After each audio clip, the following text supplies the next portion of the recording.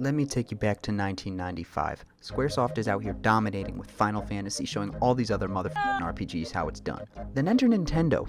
These guys practically create a genre with every game they release. Now Miyamoto is sitting in his thinking chair thinking, Nintendo RPG. Boom, get Square on the phone.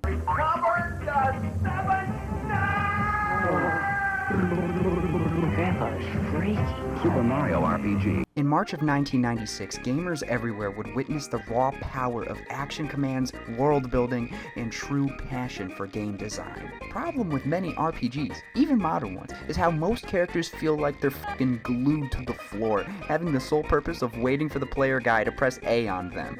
Squaresoft was out here making characters that were not only believable but charming. Every sentence spoken in this game is an absolute treat.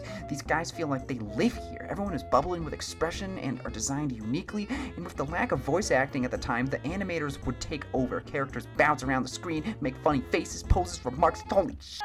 The set pieces and graphics are colorful, one of the most colorful for the Super Nintendo, and this is technically Mario's first 3D game!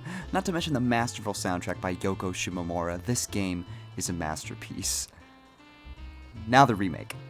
Frogfucius. The first battle spoke volumes to me. Mario is shown in all of his isometric glory bouncing around the chandelier, and Bowser cries, 100% faithful. Just look at that, it's almost identical. Nintendo and Square took a careful approach redesigning these characters. While the original charm of this being 3D in a 16-bit is lost, I find that the direction recontextualizes these characters in a new light quite nicely. And a huge aspect is how the characters, except Bowser, remain silent, allowing the animators to once again shine. Look at Mario and Thousand Year Door.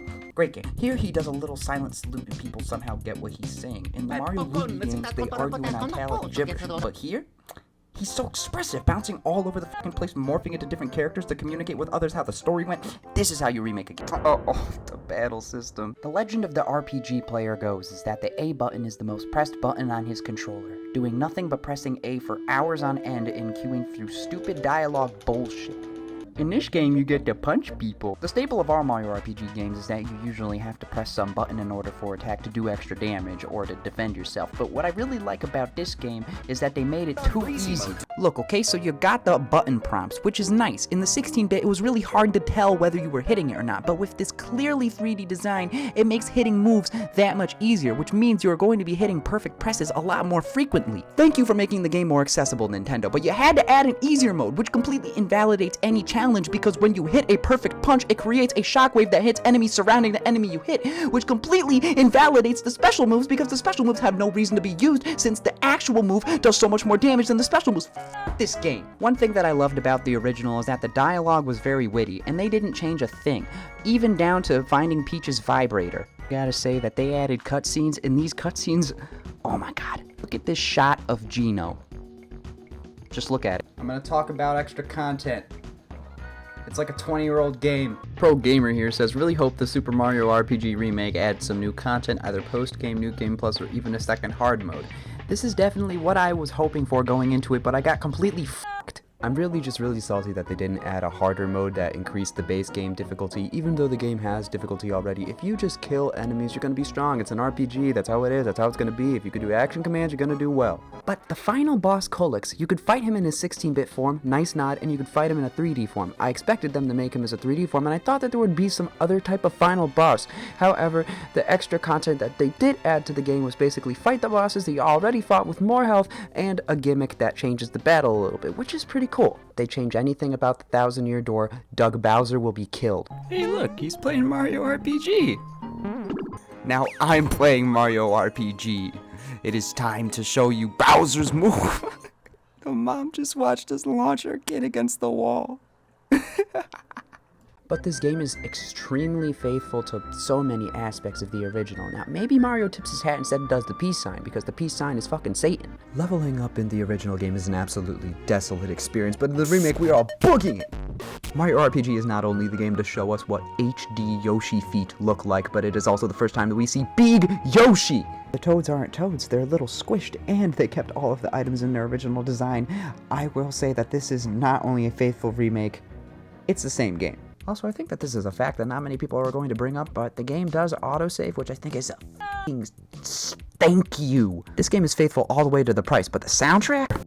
Hey, this is a nice little river soundtrack that I'm listening to. The original's pretty nice, a little bit annoying. What the Where'd I get to Radiator Springs? I mean, listen to this remade track. The added fiddle, the banjo, they still have the little twang in the background, and they got them frickin' xylophone sounding instrument. Come on, man. It's not only faithful, but it livens up the track. It makes it exactly what the composer initially wanted it to sound like. It's beautiful. The original track here is good, but the remake just absolutely go. Oh! You don't want to be Mario and Luigi Superstar Saga plus Bowser's Minions. How do you go from a funky classic to an absolute deplorable mess of instruments? What the absolute fuck? A main battle theme is supposed to encapture the art of the battle. It's supposed to sound good because you're going to hear it all the time. The classic has this spunk, but it's also very swingy in its nature, and then the remake just has to make it sound like this frickin' just... It sounds so corporate friendly. This. I know that some of the soundtracks just add this needed value and atmosphere to the tracks, but listen to this.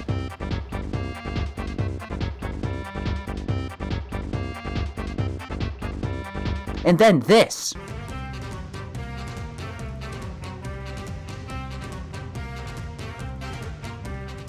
Wait, this song's good actually.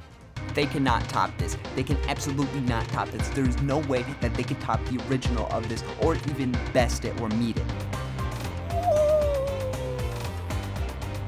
Damn! Please, if you fuck this up, I swear to God, this is going to be the saddest thing if you mess this up. Don't do it. Drum beats may not be exactly the same and the instruments are definitely different, but I love the atmosphere that this track creates and it keeps the pacing on point. Not to mention that the boss theme, oh my fucking God. They better not fuck it up.